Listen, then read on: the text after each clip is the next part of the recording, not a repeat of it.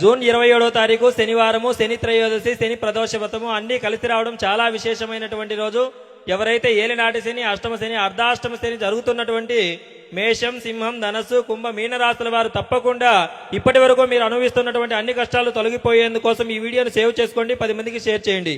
ఈ రోజు తప్పకుండా మీకు దగ్గరలో ఉన్నటువంటి శనీశ్వర స్వామి వారి దేవాలయము లేదా నవగ్రహాల్లో ఉన్నటువంటి శనీశ్వర స్వామి దగ్గర నువ్వుల నూనెతో చక్కగా దీపారాధన చేయండి. అదేవిధంగా నువ్వుల నూనెతో స్వామివారికి తిలతైలాభిషేక పూజా కార్యక్రమాన్ని జరిపించండి. అష్టోత్తర శతనామార్చన పూజా కార్యక్రమాన్ని కూడా జరిపించండి.